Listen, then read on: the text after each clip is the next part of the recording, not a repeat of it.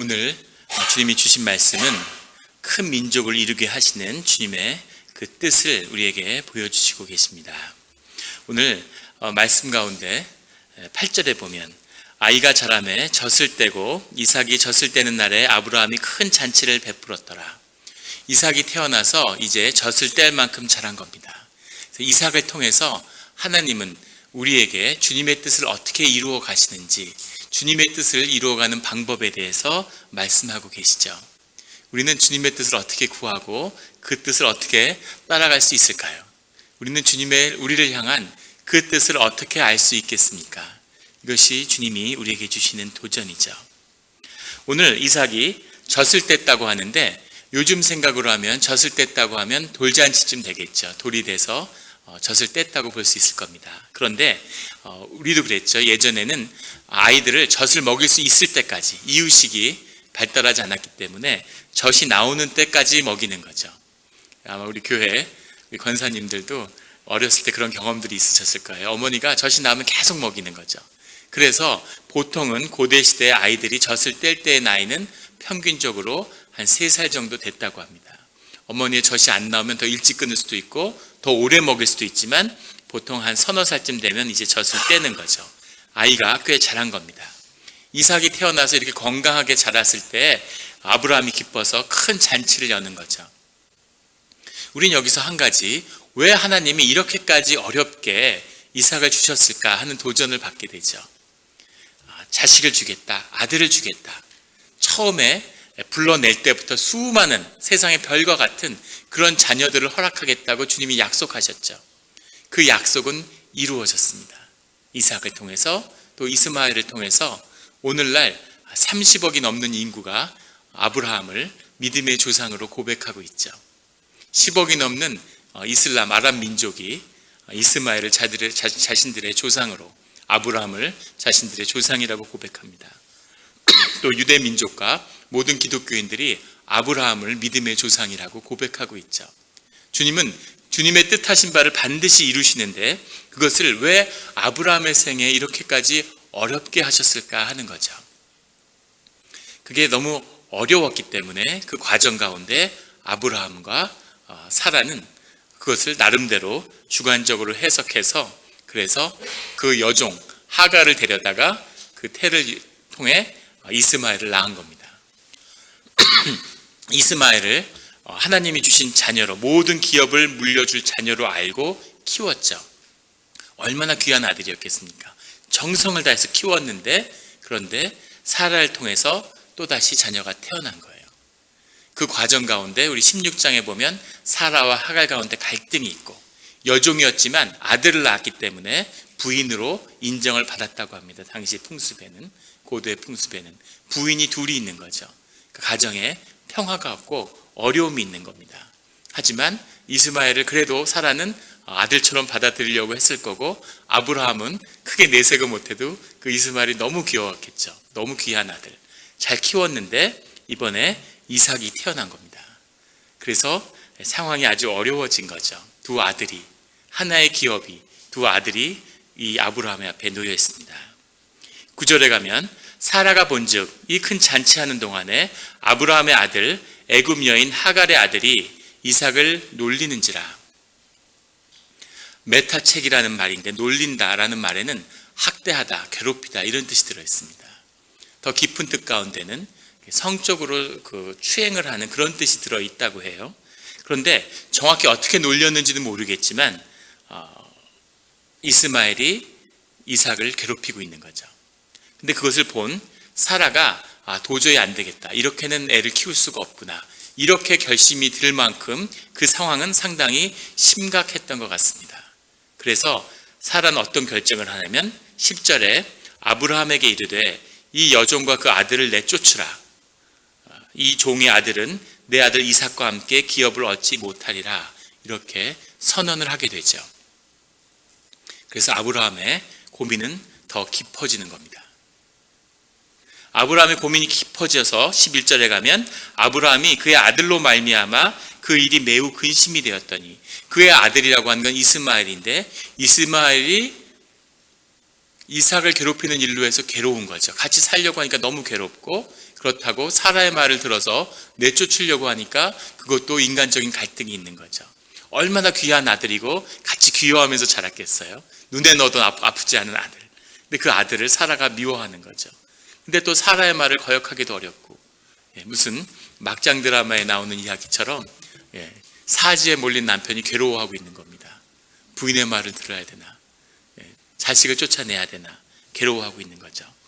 그럴 때 아브라함이 기도하게 됩니다. 아브라함이 기도하는데 하나님의 말씀이 임하는 거죠. 그것이 12절의 말씀입니다. 하나님이 아브라함에게 이르시는데 내 아이나 내 여종으로 말미암아 근심하지 말라, 걱정하지 말라고 주님이 말씀하시고, 사라가 내게 이른 말을 다 들어라. 사라가 내게 이른 말을 다 들어라. 와이프의 말에 순종해라, 이런 거죠. 오늘의 이 말씀이 계시로 모든 우리 성도님들, 남편들에게 임하시기를 예수 그리스도의 이름으로 축원합니다. 주님의 말씀입니다. 와이프의 말을 들으라는 거죠. 왜 주님은 이렇게 말씀을 하셨을까? 사라가 하나님의 말씀을 듣고 아브라함에게 이야기를 한 걸까요? 하갈과 종을 쫓아내라고? 그렇지 않았을 겁니다. 왜냐하면 16장에 보면 하갈이 떠났는데 그 하갈을 주님이 설득해서 다시 데려와서 살게 하죠. 이스마엘이 아브라함의 아들이 되기 위해선, 그 의미는 여호와가 주신 하나님을 알고 자라는 아이가 되기 위해서는 아브라함의 밑에서 자라야 했기 때문이겠죠. 그래서 하갈 보고 너가 사라의 학대를 참아라, 견뎌라, 네 아들을 위해서. 그래서 설득해서 데려왔어요. 근데 갑자기 사라한테 하갈의 아들을 내쫓아라, 이렇게 주님이 말씀하지 않았겠죠. 사라는 화가 나서 견딜 수가 없기 때문에 쫓아내라고 얘기한 걸 겁니다. 근데 주님이 오셔서 사라의 편을 드시는 거예요. 사라가 하자는 대로 해. 너 와이프가 얘기한 대로 들어야 네가 좋다, 이렇게 말씀하시는 거죠. 이 깊은 뜻 가운데는 이삭을 통해서, 이삭의 자손을 통해서 하나님이 구원의 역사를 이루어 가겠다고 하는 그 뜻이 들어있는데, 바로 그 이삭은 아브라함의 아들이지만 동시에 사라의 아들이기 때문입니다. 하나님은 아브라함의 아들을 통해서 세상을 구원하시지만 동시에 사라의 아들을 통해서 세상을 구원하기를 원하시는 거죠. 주님은 온전히 그 부부가 주님의 뜻에 따라, 주님의 뜻 가운데 연합해서 다시 그 아이에게 그 하나님의 뜻이 이루어지기를 원하는 거죠. 그 기도가 엇나가지 않기를, 그 마음이 합하여서 온전한 가정을 이루기를 원하는 주님의 뜻이 이 말씀 가운데 들어 있습니다.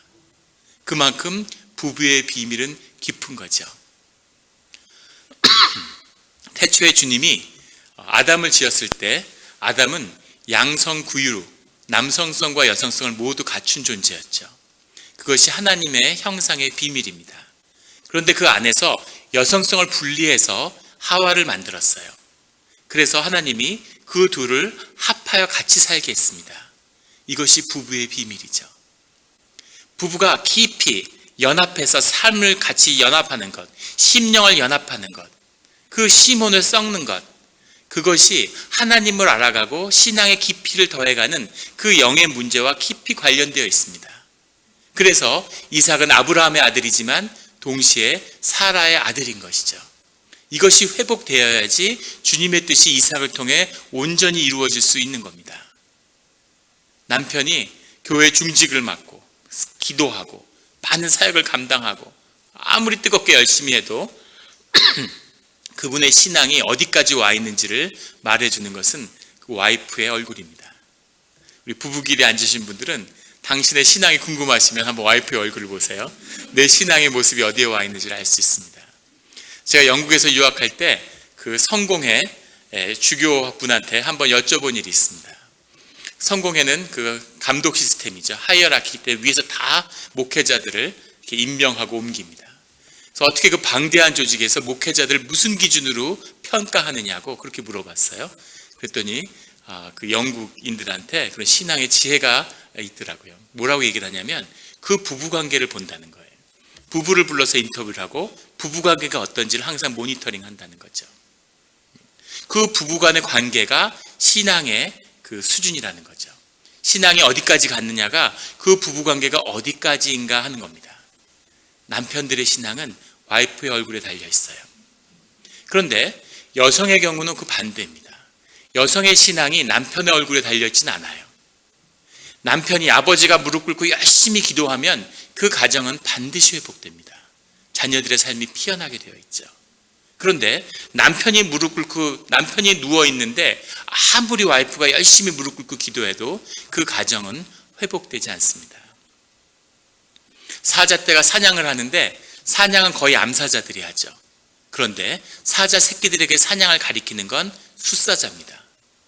사냥도 별로 하지 않는 숫사자가 맨날 낮잠만 자는데 사냥의 기술은 숫사자만 가리킬 수 있어요. 그것이 하나님이 정하신 자연의 섭리죠. 가정에도 섭리가 있는 겁니다. 와이프가 아무리 눈물로 기도를 해도 그것으로 남편을 세우는 겁니다. 그러면 남편의 기도로 그 자녀와 가정이 쓰게 되는 거죠. 이것이 영의 섭리입니다. 오늘 하나님은 서 있는 아브라함과 함께 사라의 삶도 같이 온전히 서기를 원하는 거죠.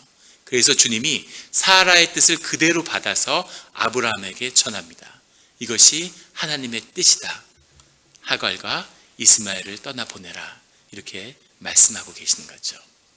아브라함의 아들 그리고 사라의 아들을 통해서 주님이 주님의 뜻을 이루시겠다는 것을 보여주고 계십니다. 14절에 가면 아브라함이 아침에 일찍 일어나 주님의 말씀을 듣고 거기에 순종해서 일찍 일어났는데 떡과 물 한 가죽 부대를 가져다가 하갈의 어깨에 메어주고 그 아이를 데리고 가게 하니 그 하나님의 음성이 임하니까 바로 이것이 아브라함의 힘이죠. 그대로 순종하는 거죠. 그런데 이 말씀을 처음 접했을 때 떡과 물 한 가죽 부대를 그렇게 하갈에게 지워 보냈을까? 너무 인색하죠. 이미 수백 명의 종을 이끌 큰 가산을 이루었는데 아브라함이 어떻게 이렇게 인색하게 떡과 물 한 가죽 부대를 해서 보낼 수가 있을까?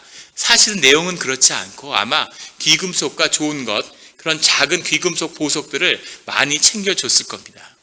그렇지 않았다면 바람 광야 땅에 가고 나중에 큰 가업을 이룰 수가 없었겠죠. 한 여인과 그의 작은 어린 아들 하나 데리고 생존도 어려웠을 겁니다. 그런데 가서 잘 사는 걸 보면 귀한 걸 챙겨줬을 거예요. 그런데 왜 아이를 데려갈 때 가죽 부대와 떡을 짊어지고 가게 했을까? 그것이 걸어서 이동할 수 있는 맥시멈이었겠죠. 물과 가죽에. 이렇게 가죽 부대에 담을 수 있는 물과 떡이 이렇게 가지 않고 커다란 마차에다가 말을 매달고 가구를 싣고 좋은 걸 잔뜩 실어서 떠났으면 떠남과 동시에 떠나서 하루길을 못 가서 광야에서 도적대들을 만나서 다 뺏기고 그리고 이스마엘과 하갈은 죽임을 당했겠죠. 그 많은 유랑 생활을 통해서 유랑의 노하우가 있는 아브라함이 이것이 사는 최선의 길임을 알고 있는 것이겠죠. 그래서 귀한 것을 챙겨줬겠지만 빵과 물을 주고 그 모자가 길을 가는 거죠. 아무도 건드리지 않고 아무도 관심이 없는 그 길을 떠나는 겁니다. 여기서 이상한 것은 떡과 물 한 가죽 부대를 왜 하갈의 어깨에 맸을까 하는 겁니다. 왜 하갈의 어깨에 맸을까요? 저희가 아들 셋이 있는데 이제 아이들이 중학교 가니까 큰애 둘째가 고등학교를 가니까 중학교 갈 때부터 이제 장을 보면 따라가질 않습니다. 예전엔 장 보러 가면 그걸 그렇게 좋아하는 거예요. 장 보러 가는데 외출하는. 달리 외출할 기회가 없으니까 장 보러 가면 그걸 쫓아다니면서 그렇게 좋아하던 거에 엊그제일 같은데 애들이 중학교 가면서부터 안 따라가고 이제는 전혀 따라가려고 하질 않죠. 그래도 제가 아이들을 욱박질러서 코스코나 이런 데 장을 보러 가면 꼭 큰애와 둘째를 데리고 갑니다. 그 이유는 물이나 우유를 사고 그럴 때 너무 양이 많기 때문에 무겁기 때문이에요. 그래서 애들한테 들리는 거죠. 저희 큰애가 16, 둘째가 14인데도 걔네들한테 무거운 걸 다 들게 합니다. 저보다 힘도 훨씬 세고 그걸 다 들어줄 수 있기 때문이죠. 성인 남자 어른인 저도 그렇게 해요. 그런데 지금 이 아이가 3살이라고 했다면 이삭이 이스마엘은 한 17살쯤 됐을 거예요. 그 당시에 17살은 지금 느낌으로는 27, 30쯤 되는 느낌이었을 거예요. 이런 다 큰 장성한 아들이 있는데 이스마엘을 데려다가 야 이제 엄마는 네가 지켜야 돼. 네가 이제 가장 노릇을 잘 해야 된다. 그리고 더 무거운 것을 이스마엘에게 이렇게 지워줘야 됐을 것 같은데 왜 하갈에게 떡과 물을 지어줬을까? 이 뜻은 이스마엘의 삶을 인도하고 책임져야 되는 것이 이제부터 하갈에게 있다. 그 책임이 그것을 보여주는 거죠. 이스마엘을 먹이고 키우는 그 책임이, 그것을 아브라함이 본 것은 하갈이 믿음의 딸이기 때문입니다.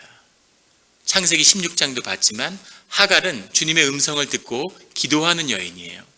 수많은 여종이 있었겠지만 하갈의 그런 모습을 알기 때문에 주님의 자녀를 얻기 위해서 하갈을 부인으로 취했겠죠. 그래서 하갈에게 이스마엘을, 주님의 뜻이 이루어지기 위해서 이스마엘을 책임지고 믿음의 자녀로 키우라는 책임을 바로 하갈의 어깨에 지운 겁니다. 그 똑같은 것이 18절에 나타나요.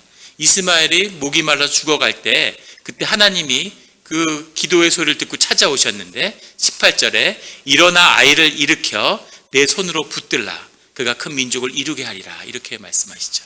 천사를 보내서 들게 할 수도 있고 심지어 새를 보내서도 하실 수 있었을 거고 어떤 일도 하실 수 있었을 텐데 하갈을 일깨워서 하갈 보고 아이를 일으키라고 이야기하죠. 그리고 내 손으로 아이를 붙들어라, 그가 큰 민족을 이루게 하겠다.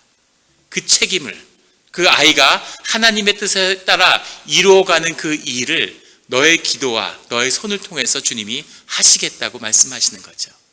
하갈이 그 기도의 책임이 지워진 겁니다. 19절에는 하나님의 하갈의 눈을 밝히셨다, 이렇게 나오죠. 그래서 샘물을 보게 되는데 연못이 아니라 샘물입니다. 스프링스죠. 이런 것을 사막에서 발견하게 되면 감춰놓고 표시를 해놨다 그래요. 표시를 해놓으면 다음에 유목민족이 지나갈 때 거기를 찾아서 자기 양떼들 또 먹이는 거죠. 눈에 보일 수 없는 것을 보게 하셨다는 겁니다. 하나님이 함께 하시고 주의 말씀이 임하니까 성령을 통해서 감동 감화가 일어난 거죠. 그러니까 새로운 영적인 그런 지혜가, 눈이 열린 거예요. 그래서 뻔히 알고 있는, 다 알고 있는, 눈에 그냥 비치는 대로 보이는 현실 가운데 전혀 보지 못했던 것을 보게 되는 거죠. 이것이 영의 열매입니다. 주님의 말씀이 임함으로, 그 성령의 붙들림으로 주님의 영의 눈이 열리는 성도님들이 되시기를 예수 그리스도의 이름으로 축원합니다. 내가 20년 동안 이 비즈니스를 했는데 나보다 이걸 더 잘하는 사람은 없어. 그런데 성령의 감동 감화가 있어서 눈이 열리면 새로운 게 보이는 거죠. 아, 내가 이걸 왜 못 봤을까? 왜 내 가까이 있는 게 왜 없을까? 저희 막내가 무슨 전자기기를 선물로 사달라고 부탁을 해서 1년 전부터 부탁을 해서 그거를 사주려고 결심을 했어요. 엄마가 있었으면 상상도 할 수 없는 일인데 2달을 기도하고 그래 사주자 이렇게 결심을 했습니다. 그런데 아무리 다녀도 없는 거예요. 그래서 저는 LA 가면 LA는 있겠지. 매일 LA 가서 그런 전자상가 이런 걸 2-3군데씩 계속 다녔는데 수십 군데를 다녀도 없는 겁니다. 어딜 가도 없어요. 없구나. 주님이 막으시나 보다. 주님 길이 아니면 막아주십시오. 이렇게 기도하고 마음을 비웠는데 돌아와서 우리 마리나 앞에 있는 타겟, 우리 교회 앞에서 그 헬프 말도 안 되는 저 타겟에서 그것을 샀습니다. 온 군데를 밤에 다니면서 그 교단교회 끝나고 밤마다 다니면서 전자상가를 뒤졌는데 LA도 없는데 집 앞에 있는 거예요. 그런 거죠. 주님이 그것을 공급하실 때에는 눈앞에 있는 겁니다. 눈을 밝히셨다. 하갈이 주님의 능력이 함께 하시는 거죠. 20절에 하나님이 그 아이와 이스마엘과 함께 계심에, 광야에서 자라는데 이 이스마엘의 삶 가운데 하나님이 함께 하셨다는 겁니다. 이스마엘은 하나님의 온전한 뜻 가운데 태어나지 않았어요. 그런데도 주님의 은혜를 더하신 거죠. 이삭에게 은혜를 더한 것처럼 믿음으로 주님의 뜻을 온전히 이루지 못했지만 주님이 그 은혜를 아브라함의 그 씨앗에게 하나님이 축복하시겠다는 그 약속을 충실히 지켜주신 겁니다. 이게 우리가 믿는 하나님이죠. 우리가 하나님의 뜻을 온전히 듣지 못할지라도, 하나님의 뜻에 100% 순종하지 못할지라도 주님이 우리에게 은혜를 베푸신다는 겁니다. 그런데 그렇다면 주님의 뜻을 따라가는 그 참된 비밀은 무엇에 있는 것인가 하는 것을 오늘 아브라함의 기도가 보여줍니다. 아브라함이 기도하는데 참 어려운 기도죠. 이스마엘과 하갈을 쫓아내는 것이 결코 쉬운 일이 아닙니다. 사라의 그 뜻과 그 이삭의 장래를 걱정하는 것도 큰 도전이 되었겠죠. 근데 아브라함이 그 결정을 하는 과정에서 하나님의 음성에 귀를 기울였다는 겁니다. 이게 중요한 거죠. 윤리학 시간에, 대학에서 윤리학을 배우면 아주 즐겨 나오는 시험 문제가 있습니다.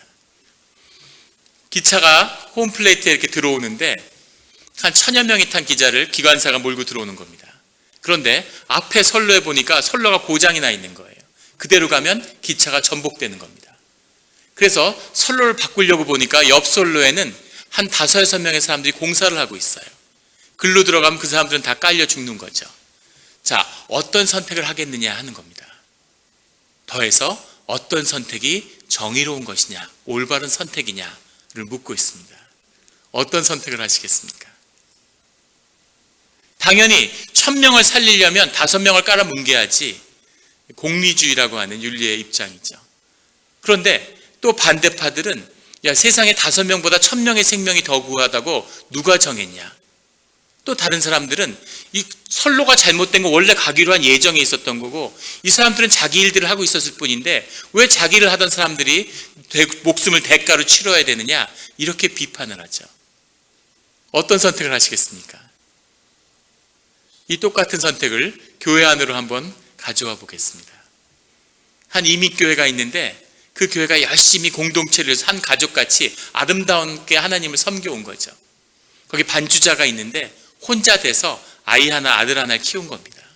근데 아이가 재능이 많고 똑똑한 거예요. 교회 어르신들이 다 너무 자랑스러운 거죠. 우리가 이 아이를 잘 키우겠다 이런 마음으로 애를 키웠습니다. 애가 대학에 갔는데 아이비리그 이런 데 지원했는데 다 된 거예요. 다 오라고 하는 거죠. 다 기뻐하고 엄마도 아이를 잘 키웠구나 하고 기뻐하는 거죠. 좋은 대학에 가는 게 좋은 게 아니라 그 어려운 환경 가운데서도 교회가 아이를 잘 서포트해서 키웠다는 걸 다 자랑스러워하는 거죠. 교회 어르신들이 얘기하는 겁니다. 걱정하지 마, 이 집사, 걱정하지 마. 우리가 그 아이 하나 못 키우겠어? 우리가 다 돈 모아서 학비를 다 준비할 테니까 걱정하지 마. 우리가 다 도울게. 그 돈을 다 모았죠. 그런데 네팔에 있는 선교사님이 갑자기 편지가 온 거예요. 네팔에 돌 깨는 아이들이 있는데 5살 때부터 돌 깨는 공사판에 가서 평생 학교에 한 번도 가지 못하고 $2, 단돈 $2를 벌기 위해 하루에 12시간씩 돌을 깨면서 평생을 살다가 주로 20, 30대에 다 병이 걸려 죽어가는 거죠. 선교사님이 읍소하는 거예요. 1인당 20불만 있으면 30불만 있으면 얘들의 인생을 바꿀 수 있다. 학교에 한 번이라도 보내줄 수 있으면. 그런데 문제는 교회에 수만 불이 모여 있는 거죠. 어떻게 하시겠습니까? 어떤 분들은 얘기하는 거죠. 야, 그 돈만 보내면 수만 명의 아이들의 수천 명의 아이의 삶을 바꿀 수도 있는데 한 아이가 대학을 가기 위해서 좋은 대학에 가기 위해서 그 돈을 쓰는 게 말이 돼? 그냥 시티 컬리지 가. 형편에 맞게. 뭐가 문제야? 이렇게 얘기할 수도 있겠죠. 다른 분들은 이렇게 얘기할 수 있겠죠. 야, 세상에 2분의 1명씩 굶어 죽어. 20억이 기아 상태에 있는데 우리 교회가 어떻게 그걸 책임져? 우리에게 주어진 이 아이들 제대로 못 돌보면서 우리가 누구를 돕다고 얘기를 해? 이 아이를 우리가 학교에 보내는 게 맞아. 우리가 한 가족이잖아. 그러면 네팔에 있는 사람은 우리 가족이 아니야, 주 안에서? 그 사람들은 예술 영접 안 했잖아. 어떻게 하시겠습니까? 공동회의를 한번 열어서 투표를 할까요? 어떤 게 주님의 선택일까요? 그것을 구하는 길이 오늘 아브라함의 기도처럼 주님의 음성을 듣는 것이죠. 주님의 뜻을 믿음으로 따라가는 겁니다. 주님의 뜻이 최선이었다고 믿고 받아들이고 순종하는 것이죠. 아브라함의 뜻 가운데는 힘든 것이 있었을 거예요. 과연 이게 최선일까? 하나님의 뜻이라고 광야에 내보냈는데 이스마엘이 죽었다는 얘기를 들으며 며칠 있다가 그럼 어떡하지? 그래도 어떻게든 같이 살아야 되는 거 아닐까? 온갖 생각이 다 많았겠죠. 어떤 결정을 해도 쉽지 않았을 겁니다. 그런데 주님의 뜻을 믿고 따른 것이죠. 주님이 제일 잘 아시겠지. 주님이 주님의 뜻 가운데 최선을 이루어 주시겠지 하고 주님을 믿고 순종하는 거죠. 아무것도 알 수 없는 그 광야에 부인과 자식을 내보내면서 주님께 순종하는 겁니다. 이것이 신앙이죠. 이것이 믿음입니다. 우리 삶 가운데 주님이 많은 일들을 이루어 오셨어요. 우리 신방 가는데 장로님하고 가면서 킹시티까지 오고 가니까 시간이 많이 걸리죠. 살아오신 삶을 얘기하는데 진짜 그 중요한 순간마다 다 삶이 어긋난 것 같은 그런 생각이 드는 그런 고백들을 쭉 하셨어요. 그때 이런 선택을 했더라면, 그때 다른 선택을 했더라면, 그때 미국에 오지 않았더라면, 그때 다른 나라로 유학을 갔더라면, 그런 얘기를 갖고 이렇게 말씀을 나눴어요. 그런데 어떤 선택을 했던 중요한 것은 주님이 그 삶을 인도해 오셨다고 우리가 믿고 그것을 최선으로 받아들이는 것이죠. 그 삶과 우리의 선택과 반응의 참된 의미는 그 고백을 주님이 받음으로 인해서 앞으로 우리 삶의 길을 최선으로 만들어 주신다는 겁니다. 모든 우리의 경험과 우리 과거에 모든 잘못된 것 같았던 그 경험들을 합해서 최선의 것으로 주님 안에서 이루어 주신다는 거죠. 그것이 신앙이 가지는, 우리가 주님께 보여주는 우리 신앙의 반응의 참된 비밀입니다. 그래서 우리 신앙을 연금술에 비유하죠. 돌을 금으로 바꾸는, 우리 장로님 항상 여기 앉아 계시는데 여기 안 계셔서 말씀을 했던 여기 앉아 계셨군요. 예. 그 우리의 삶 가운데 있었던 그 수많은 돌들, 장애물들, 아픔들, 실패들, 수치들, 하지만 오늘 우리가 주님의 음성을 듣고 주님께 순종하고 믿음으로 나아갈 때 우리의 모든 돌들이 다 황금으로 변하는, 우리의 모든 아픔의 경험들이 합해서 우리 앞에 새로운 주님의 길을 여는 그 축복의 길이, 신앙의 길이 열리기를 예수 그리스도의 이름으로 축원합니다. 기도드리시겠습니다. 하나님 아버지, 감사합니다. 우리가 늘 삶의 많은 선택의 순간에 서 있습니다.